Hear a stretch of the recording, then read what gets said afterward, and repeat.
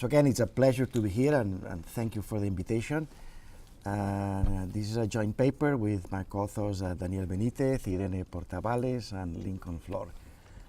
And again, it's based in, for Latin America. The reason is obvious in the sense that Latin America has been the pioneer in PPPs, with starting with experience in Chile in the late 1980s and up to obviously today. And they were focused on transport, but because it's where most of the PPPs have taken place. But again, many of the observations or the lessons do apply again to the other sectors. So I'll talk a little bit about that. No? Let me make a general observation to start with. All of us are concerned about the negotiations, and I think rightly so, because there are a number of adverse impacts on that one. Yet, having said that, I do think that the record of PPPs is more than positive. I don't have time just to do that and what have you, but I did an evaluation of a number of concessions or PPPs over a number of objectives or principles that were stated as benefits of PPPs. And I call that where we, I would call snake enchanters, or where we prophets. And I do think that in general, and I wouldn't, that is not the subject of this presentation, but overall, on average, I think PPP have delivered significant value. Yeah? But that doesn't mean that we should not be concerned about the negotiations and that. And particularly, it's also true that the sector has been, in some sense, contaminated not only by the large number of negotiations, but a few which have been really awful in a number of dimensions, have been heavily covered by the media because they are sensitive subjects, public transport, water, energy, and the like, and obviously that gives a particular color to it. Okay? I think the mic needs to be a little closer to your mouth to pick you up, so it's not too uncomfortable. Okay, first a little bit of general things of what's been going on in the region. Well, no, first of all, around the world. So now near between 5,000 and 6,000 PPP contracts have been signed in developing countries in the last 25 years, and transport concentrate probably, say 25, but probably a little bit more of that one. The three leading regions have been Latin America, South Asia, and East Asia, and the Pacific. Concentrate about 90% of the PPP in transport projects in the last 30 years. Brazil, India, and China are the large economies with high economic growth rates.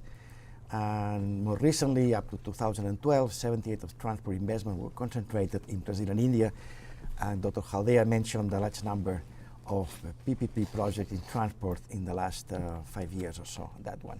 And the graphics basically show the structure by region in terms of greenfield project, which is the light color, blue, the brownfields, which is the lighter, and then management and lease contract, which has been a minority. As you can see, Latin American dominates, again, particularly in terms of the brownfields, and clearly we're going more into greenfields as we speak. And then the other graph is just the number of PPP projects by type of years. So again, we see that the number is quite significant. So indeed, it's valuable to look at that sector because the sample, again, is sizable. And again, it has followed a little bit of the crisis we have had. But on average, we're seeing that between 60 and 100 PPP projects in transport has been done, again, throughout until 2013. Well, what is the legacy of these contracts? First of all, a large number of PPP contracts have been negotiated, about 55%, although I'll be more specific on the Latin American regions, and relatively and fairly quickly after the signature of contracts, about 3.1 years. And actually, I mean, a pattern has become that contracts are not renegotiated just one, but several times. If you remember slide that Ronnie presented yesterday, it showed the renegotiations in Chile, Peru, and Colombia, and it's about in Chile and Peru about 3 times per contract, and Colombia was an awful large number. It's very close to 20. Well, as the second line of the slide says, and Chile contract and renegotiation for additional investment suggesting poor project preparation, studies critical to assess the real dimension and the scope, but also the budget bypassing issues that Ronnie very clearly and nicely presented yesterday. Here this slide that illustrates that not only, again, developing countries, but developed countries and large ones, they have really enjoyed or suffered renegotiation. And this is from Stash and Stefan. Again, we have in Latin America at 68%, electricity 41%, transport 78%, water 92%. In the US, about 40%. In France, high wage 50%, parking 73%, and the UK about 55%. Again, if I add India, India again is curious that there has been the request. The requests were very large, the number of requests, more than 50%. Yet again, as Mr. Haldea mentioned yesterday, they did put a framework in place, and actually, I think we ought to be, I would say, reasonably pleased in the sense that they did not go through with many of them. And he can elaborate again what they do and how they manage. It was a tough battle, as he described, but again, they won in terms of not conceding renegotiation of the large number of projects. In Portugal, we have Fernando here, and they're going through all of them in a very systemic fashion, South Africa, and what have you. So again, it's a given, and it's something that is going to happen, and the issues that what to do with it. First and quickly, we discussed that yesterday, but going over quickly, I mean, is what do we mean by contract negotiation?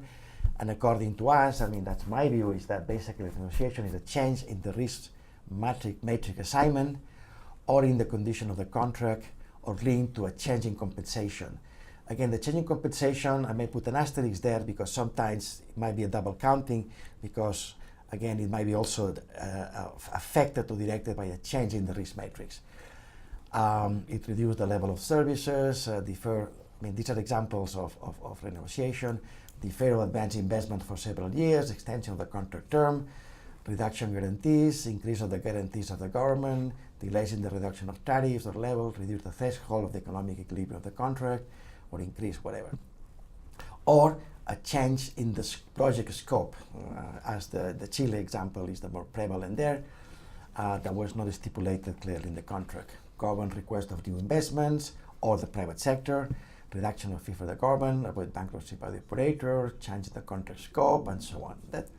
And the negotiation is not when tariffs are adjusted with a formula set in the contract, or indexed by inflation, or the triggers are activated by an eventual investment becoming mandatory, or if indeed there are unforeseen events that trigger, again, a discussion about causality and the compensation. That is basically part of the contract, and again, it should not be considered as a renegotiation.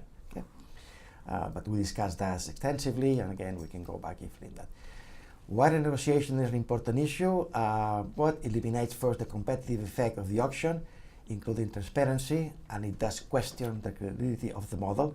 And in some countries, again, it has delayed or even killed the program, at least for a few years and the like. Second, it does void value for money analysis. As we know, a number of countries are using that instrument, imperfect as it is, as the argument to do a project through PPPs. But again, if you make the alterations as that we have mentioned, again, the value of money analysis basically goes down the drain. The issue then, the symmetric information and the lack of transparency on the renegotiation. It does take place basically on a bilateral basis between the government or the conceding party and the operator, and nobody knows what's going on. There is not competitive pressures or reference points or what have you. Then again, another argument that could say is that the public sector usually is not really too well prone and skilled on renegotiating. Distortion in public tender, in that the most likely winner is not the most efficient operator, but the most expert or qualified in the negotiation, and that again leads to the significant number of aggressive bids that we do see. It does decrease the benefits and advantage of PPPs and the welfare of users on average, and usually has a fiscal impact by increasing liabilities to the government, okay, on average. There are some cases, I'll go mention a few things later on, but again, it has benefited the user, but that has been the minority. And again, in my book, I have a table that describes the particular outcomes of the renegotiation, illustrating this point. And again, not all of them are awful and terrible, while because some of them can be efficient and contracts should be renegotiated, but the high incidence and the prevalence of opportunism on both sides, private sector and government, again, is the worrisome thing that we have in mind.